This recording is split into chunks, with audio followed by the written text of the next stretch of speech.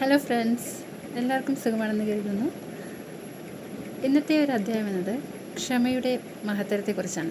അതായത് ക്ഷമിക്കുന്നതിലൂടെ നമുക്കെങ്ങനെ ജീവിത വിജയം കൈവരിക്കാം, അല്ലെങ്കിൽ ക്ഷമയിലൂടെ ജീവിതത്തെ എങ്ങനെ കൂടുതൽ സുന്ദരമാക്കാം എന്നതിനെക്കുറിച്ചാണ് ഞാൻ പറയാൻ പോകുന്നത്.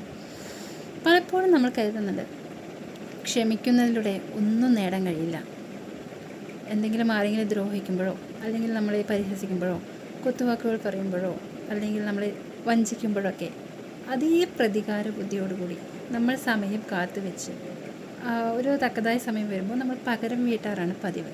കുറച്ച് പേരൊക്കെ അല്ലേ, അങ്ങനെയുള്ളവരുണ്ട്, അല്ലാത്തവരുമുണ്ട്. അപ്പോൾ എങ്ങനെയാണ് ഈ പ്രതികാരമൊന്നുമില്ലാതെ അവർ ചെയ്ത തെറ്റുകളൊക്കെ നമുക്ക് ക്ഷമിച്ചെടുക്കാൻ പറ്റുന്നത് എന്ന് നോക്കാം. ആദ്യം തന്നെ നമ്മളെ ഒരുപാട് ചതിച്ചവരുണ്ടാവും, പിന്നിൽ നിന്ന് കുത്തിയവരുണ്ടാവാം. അതുപോലെ തന്നെ നമ്മൾ വിജയിക്കുന്നത് കാണാൻ ഇഷ്ടമില്ലാത്തവരുണ്ടാവാം, നമ്മളോട് അസൂയുള്ളവരുണ്ടാവാം. അതുപോലെ തന്നെ നമ്മൾ ചെയ്യാത്ത തെറ്റുകൾ നമ്മളുടെ പേര് ആരോപിക്കുന്ന ഒരുപാട് പേരുണ്ടാവും അല്ലേ.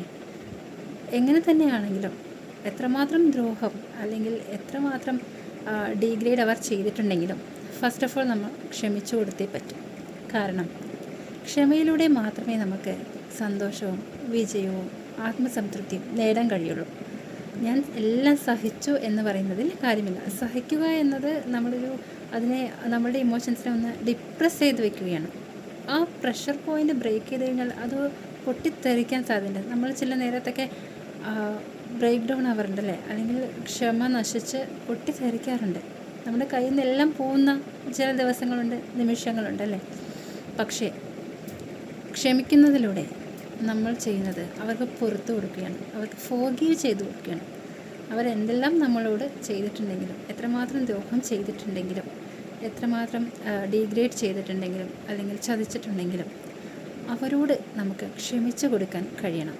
കാരണം ക്ഷമിക്കുന്നതിലൂടെ നമ്മൾ നമ്മുടെ ഹാർട്ടിനെ പ്യൂരിഫൈ ചെയ്യുകയാണ്, നമ്മുടെ ഹൃദയത്തെ ശുദ്ധീകരിക്കുകയാണ്.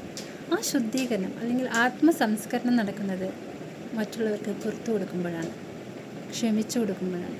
ആ ഫോർഗീവ്നെസ്സിൻ്റെ ബ്യൂട്ടി എന്നത് അമേസിംഗ് ആണ്.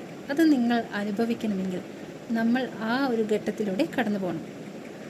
മുന്നിൽ നിൽക്കുന്ന വ്യക്തി എന്ത് ചെയ്തു എന്നത് നിങ്ങൾ നോക്കേണ്ട ആവശ്യമില്ല. എത്രമാത്രം നമ്മളോട് ഡീഗ്രേഡ് ചെയ്തിട്ടുണ്ടെങ്കിലും, അല്ലെങ്കിൽ നമ്മൾ ചീറ്റ് ചെയ്തിട്ടുണ്ടെങ്കിലും നമ്മൾ അവരോട് ക്ഷമിച്ചു കൊടുക്കുക. ആ ക്ഷമയിലൂടെ നമ്മുടെ ഹൃദയത്തെ നമ്മൾക്ക് ബ്യൂട്ടിഫൈ ചെയ്യാൻ പറ്റും, അല്ലെങ്കിൽ നമ്മുടെ ഹാർട്ടിനെ നമുക്ക് പ്യൂരിഫൈ ചെയ്യാൻ പറ്റും. ഈ ഒരു അവർ ചെയ്ത കാര്യങ്ങൾ നമ്മൾ മനസ്സിൽ വെച്ചുകൊണ്ട് പ്രതികാര ബുദ്ധിയോട് ജീവിച്ചാൽ എന്താ സംഭവിക്കുക? കുറേ വേസ്റ്റ് നമ്മളുടെ ഉള്ളിൽ, നമ്മുടെ റൂമിനകത്ത് കുറേ വേസ്റ്റ് കുറേ നാളിരുന്നാൽ എന്താ സംഭവിക്കുക? അവിടെയൊക്കെ സ്മെല്ലാവും അല്ലേ.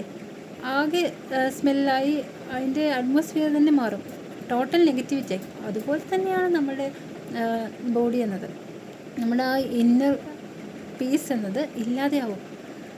കുറേ ചപ്പ് ചവറുകളൊക്കെ വാരിക്കൂട്ടി നമ്മൾ കുറേ നാൾ കൊണ്ടു നടന്നാൽ എന്താവും? അതേ അവസ്ഥ തന്നെയാണ്.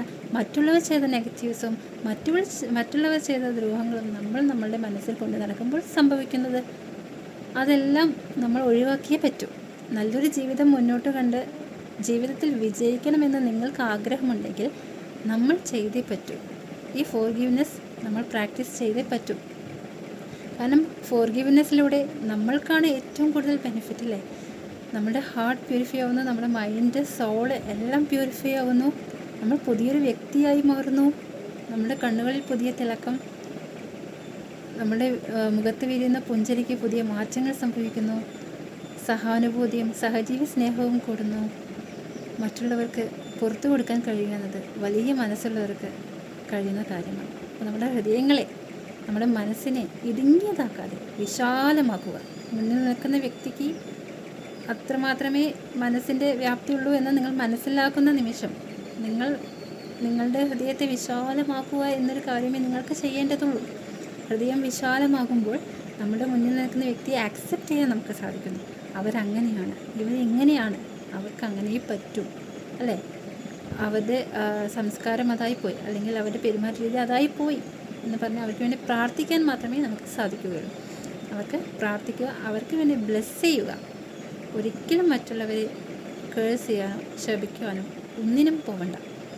പകരം അവർക്ക് അനുഗ്രഹം കൊടുക്കുക. അവർ ചെയ്ത എല്ലാ നല്ല കാര്യങ്ങളും ഓർത്തെടുത്ത് നന്ദി പറയുക. ആ നല്ല കാര്യങ്ങൾ അവർ ചെയ്തിട്ടുള്ള എന്തെങ്കിലും നല്ല കാര്യങ്ങൾ ഉണ്ടാവുമല്ലോ അല്ലേ നമ്മുടെ ജീവിതത്തിൽ, അത് ഓർത്തു ആ കണ്ണിലൂടെ അവരെ കാണാൻ ശ്രമിക്കുക. അവർ നെഗറ്റീവായ കാര്യങ്ങൾ മറന്നുകൊണ്ട് നമ്മൾക്ക് അവരുമായിട്ടുള്ള ബന്ധം എന്നത് റെസ്ട്രിക്റ്റ് ചെയ്തുകൊണ്ട്, നിയന്ത്രണത്തിലാക്കിക്കൊണ്ട് അവരെയും നമുക്ക് ചേർത്ത് പിടിച്ച് സ്നേഹിക്കാം. അപ്പോൾ എല്ലാവർക്കും ഫോർഗീവ് ചെയ്ത് കൊടുക്കുക, എല്ലാവർക്കും മാപ്പ് കൊടുക്കുക. നമ്മൾ പുതിയൊരു വ്യക്തിയായി ഹൃദയത്തെ വിശാലമാക്കിക്കൊണ്ട് മുന്നോട്ടുള്ള ജീവിതം സക്സസ്ഫുൾ ആവാൻ വേണ്ടി പ്രയത്നിക്കുക. Okay, thank you.